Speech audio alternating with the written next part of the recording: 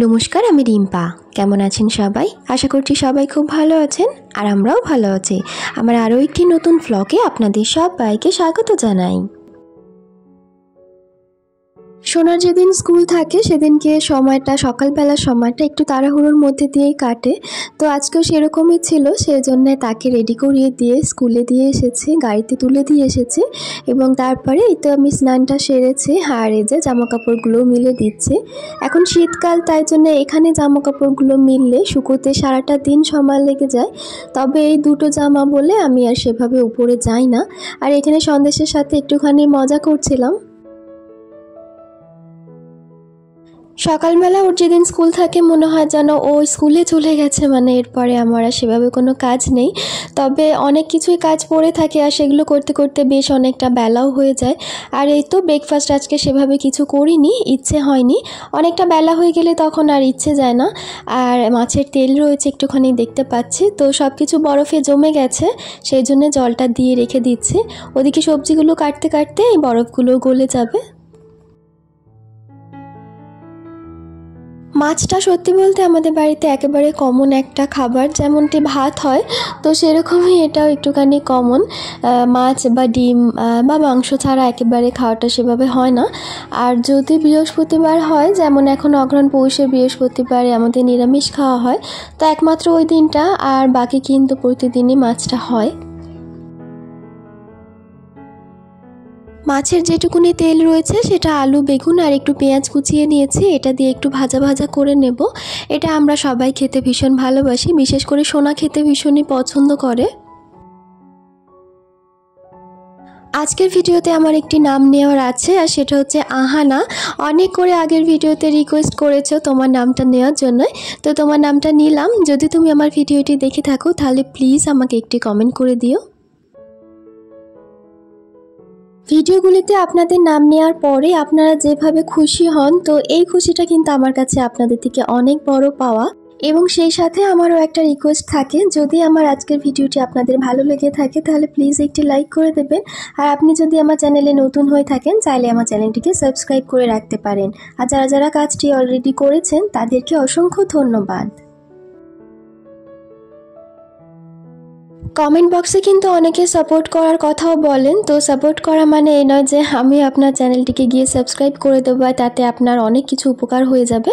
তো কাজ এমন করুন যেন মানুষ আপনাকে নিজে থেকে ভালোবাসে এবং নিজে থেকে আপনার চ্যানেলটিকে সাবস্ক্রাইব করে, আপনার ভিডিওগুলি দেখে। তো কারোর কাছে এভাবে সাপোর্ট করো, আমাকে সাবস্ক্রাইব করো এরকম বলে লাভ নেই, কেননা সাবস্ক্রাইব শুধু একটা চ্যানেলকে করলেই হয় না, তার সাথে সাথে কিন্তু চ্যানেলের ভিডিওগুলিও দেখতে হয়, তা নাহলে কিন্তু সেই চ্যানেলটির ক্ষতি হয়ে যায়। তো সাবস্ক্রাইবারের পেছনে কখনোই ছোটার দরকার নেই। আপনি যদি কাজটি ভালো করে করেন, ভিডিওগুলি যদি আপনি একটু ভালো করতে পারেন, তাহলে কিন্তু মানুষ অটোমেটিক আপনার চ্যানেলটিকে সাবস্ক্রাইব করবে। সুতরাং সাবস্ক্রাইবারের পিছনে না ছুটে নিজে কি করছেন সেটার দিকে লক্ষ্য দিন, এতে করে কিন্তু আপনারই উপকার হবে। রান্নাবান্নাটা আমার কমপ্লিট হয়ে গেছে, এবং মাছের ঝালটা আর দেখাইনি, কারণ ওটা তো প্রত্যেকবার একইভাবে রান্না হয়। তো সবসময় একই জিনিস দেখাতে সত্যি বলতে একটুখানি নিজেরও কেমন যেন লাগে, মাঝে মাঝে মনে হয় যেন একঘেয়েমি হয়ে যাচ্ছে। আর তাছাড়া ডেলি লাইফটা কিন্তু এক প্রকার আমাদের একটুখানি একঘেয়েমি হয়। তো আমাদের লাইফে সেরকম কোনো কিছু যে ব্যাপক কিছু জিনিস আছে, ইন্টারেস্টিং জিনিস আছে, সেরকমটা কিন্তু হয় না।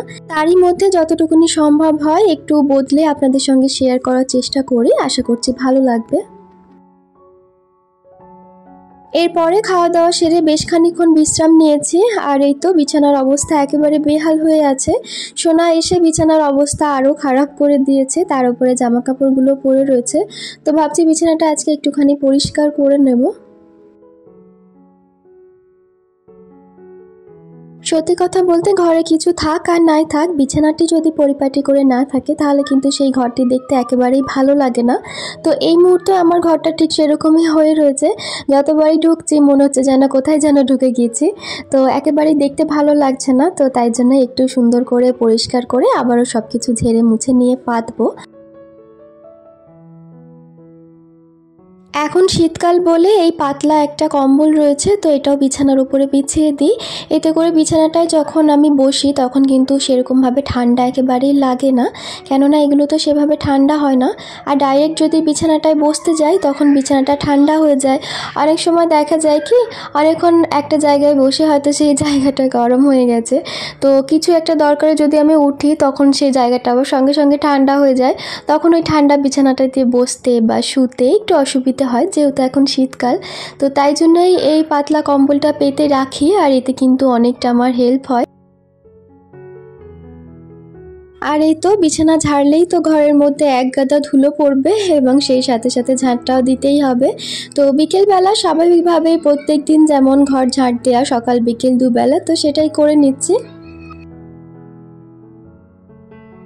এর মাঝখানে বেশ খানিকটা সময় কাটিয়েছি সোনাকে পড়ানো, সন্ধ্যেবেলা টিফিন করা, তো সেই সব কিছু করে নিয়ে এবারে এসেছি রাত্রের খাবারটা জোগাড় করতে। আর আজকে রাত্রেবেলা আর ভাত বা মুড়ি কোনো কিছু খাওয়া হবে না, আজকে এই রুটি বা পরোটাই করব। শীতকালে ভাতটার দিকে অতটা নেশা থাকে না, এমনিতেও আমি ভাতটাই সত্যি বলতে খেতে বেশি পছন্দ করি। সেটা যদি দিনে 3বার হয়তো 3বারই খেয়ে নেব, কোনো অসুবিধা হবে না। কিন্তু এখন শারীরিক দিক থেকে ভাবতে গেলে ভাতটা অতটাও বেশি খাওয়া উচিত নয়, তবে দুবেলা তো একেবারে চাই। তো যাই হোক, রাত্রেবেলা আজকে আর ভাতটা খেতে ইচ্ছে করছে না, তাই জন্য একটু পরোটা করব ভাবলাম। আর এখানে পরোটা দিয়ে খাবো বলে তো সোনাকে প্রথমে বলেছিলাম যে আলুর তরকারি খাবে নাকি, তো সে পছন্দ করেছে আলু ভাজাটা, তাই জন্য তার ইচ্ছে অনুযায়ী আলু ভাজা আর পরোটাই হচ্ছে। একটা কথা ভাবতে গেলে জীবনটা কিন্তু আমাদের একটা ধাপে ধাপে চলে।